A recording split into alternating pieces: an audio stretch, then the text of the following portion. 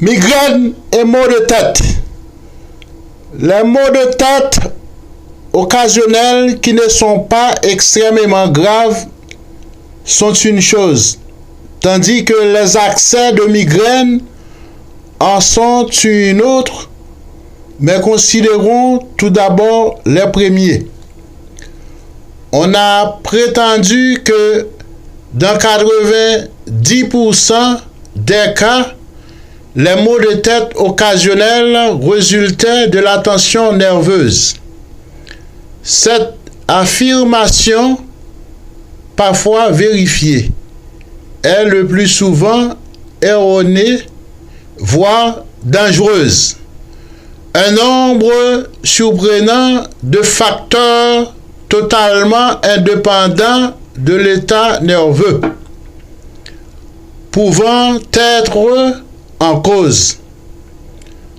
Dans une lettre publiée dans le Journal of American Medical Association, Dr. Dalzon, Florida déclarait que plusieurs de ses patients avaient cessé de souffrir de maux de tête aussitôt après avoir renoncé à dormir la tête sous les couvertures. Il expliquait que dormir de la sorte pouvait provoquer une pénurie d'oxygène et contribuer à la concentration de dioxyde de carbone, responsable des maux de tête violents du réveil. Il semble que l'organisme développe une indépendance à l'égard de la caféine, du café ou du thé, qui a une action constrictive sur les vaisseaux sanguins. Si vous avez acquis une indépendance au café, le choix suivant s'offre à vous. Vous pouvez soit entretenir cette dépendance et faire en sorte de n'être jamais privé de votre caféine matinale, ou bien vous pouvez, au contraire, essayer de vous dégager progressivement de cette stimulation artificielle. Un lecteur nous écrit qu'il a souffert de maux de tête pendant de nombreuses années jusqu'au moment où il a complètement renoncé au café. Il précise cependant qu'après un certain temps, il a pu, sans souffrir, reprendre sa tasse de café matinal. Il semblerait que dans son cas, comme dans beaucoup d'autres sans doute, l'excès de caféine agissant au niveau des vaisseaux sanguins ait été responsable de cette dépendance. Rester au lit le matin plus longtemps que d'habitude peut également causer des maux de tête pour une raison tout à fait différente. Les taux peu élevés du sucre sanguin, il est très vraisemblablement que de nombreux sujets atteints d'une forme bénigne d'hypoglycémie fonctionnelle souffrent effectivement de maux de tête lorsqu'ils tardent à prendre leur petit déjeuner. Disposition qui, chez eux, pourrait être encore accentuée si, avant de se coucher, ils ont, la veille, consommé des sucreries ou bu une boisson alcoolisée. L'organisme d'un hypoglycémique peut manifester une réaction à cette abondance de sucre et diminuer les taux de sucre sanguin au point de priver le cerveau du glucose dont il a besoin, ce qui se traduit généralement par des maux de tête au réveil. Une glycémie peu élevée peut aussi être responsable de migraines récurrentes, voire hypoglycémie. Dans ce cas, il importe de prendre un petit déjeuner copieux à heure régulière. Certains maux de tête occasionnels sont également provoqués par des allergies alimentaires d'origine diverses, par des réactions allergiques au contact ou en présence de substances chimiques industrielles ou de produits ménagers comme des détergents particulièrement caustiques, lustreurs, cire, peinture et pesticides de toutes sortes. Dans ces cas-là, vous seul pouvez dresser la liste complète de tout ce que vous avez mangé et de toutes les substances chimiques auxquelles vous avez pu vous exposer. Vous parviendrez sans peine à identifier la cause de vos maux de tête. Une cause généralement insoupçonnée des maux de tête est la sinusite.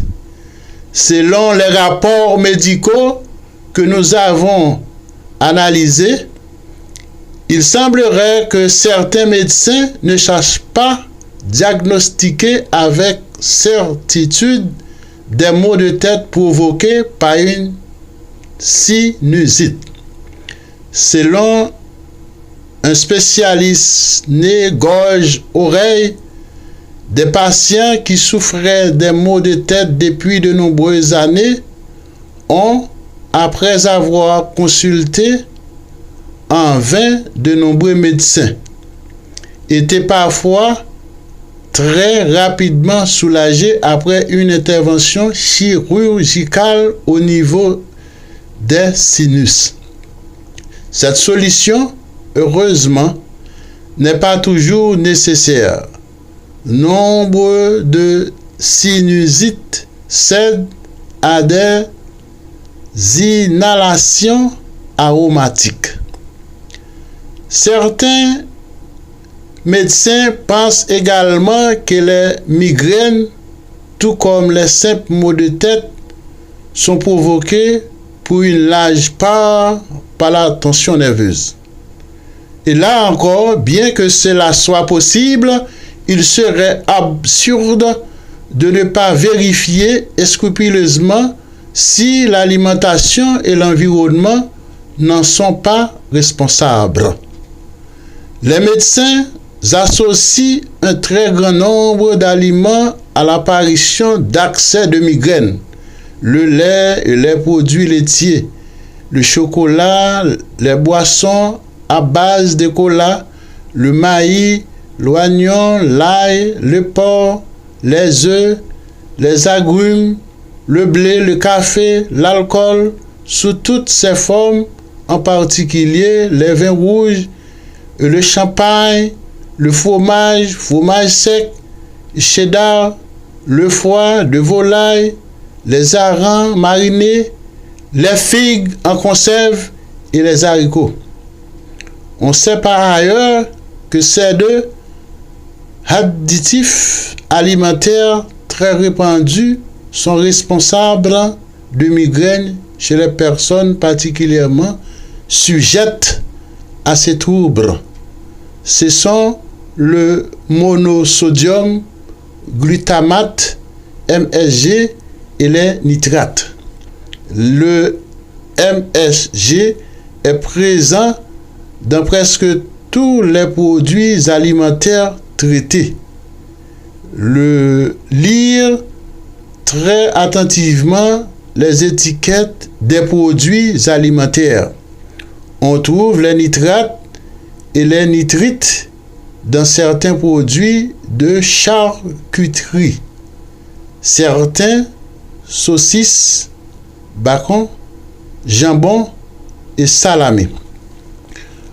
Fort curieusement, cependant des études menées tant aux États-Unis qu'en Grande-Bretagne sur des sujets souffrant de migraine ont montré que des comprimés factices produisaient le même effet que les comprimés contenant un principe actif. Il a été démontré par ailleurs que ces comprimés contenant de la tyramine, substance présente dans de nombreux aliments, soupçonnés de provoquer des accès de migraine, étaient plus inoffensifs du point de vue des maux de tête que les cachets de placebo. Ces études ont permis de tirer deux conclusions. D'une part, que les conditions de laboratoire et hospitalières n'offrent pas l'équivalent. Les facteurs psychologiques ou des conditions normales réelles de l'alimentation, d'autre part, que les facteurs psychologiques jouent un rôle plus important que les produits alimentaires dans la genèse des migraines.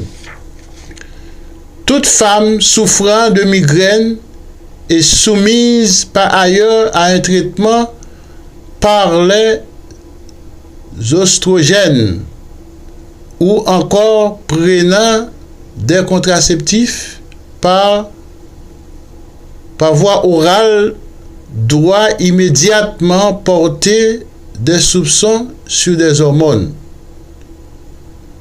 On peut dire, Dr. Dalzon, en Californie, a noté que 70% des femmes présentant des migraines et qui prenaient des contraceptifs à base d'oestrogènes par voie orale ont accusé une baisse très nette de la fréquence des migraines lorsqu'elles ont renoncé à des produits ou à ces produits. Dans la plupart des cas, cependant, l'amélioration ne s'est pas manifestée qu'un mois après l'interruption. Des remèdes efficaces. Si vous souffrez des maux de tête, de migraine, l'aspirine n'est pas le seul remède envisageable. Vous pourrez, par exemple, prendre une infusion très concentrée de menthe anglaise et vous allonger 20 minutes. Le romarin, la sauge et la catère, herbes au chat, sont également des plantes traditionnellement appréciées pour leur action curative. Le remède favori des Indiens d'Amérique était une infusion d'écorce de saule. On sait aujourd'hui que cette écorce contient une substance appelée salicyline qui pourrait bien se transformer dans l'organisme humain en acide salicylique, ingrédient actif des comprimés d'aspirine courante. Un bon massage cervical peut être très efficace. Commencez par laisser retomber la tête en avant le plus bas possible et redresser en décrivant lentement les plus grands cercles possibles. Recommencez plusieurs fois et changez de sens. Puis, inclinez à nouveau la tête en avant. Massez l'arrière de la tête et la nuque. Un naturopathe donne le conseil suivant pour traiter les migraines. Prendre un bain de pieds chauds et appliquer simultanément une serviette froide sur le front. Cette méthode, qui peut paraître saugrenue, permet de soulager la tête très rapidement.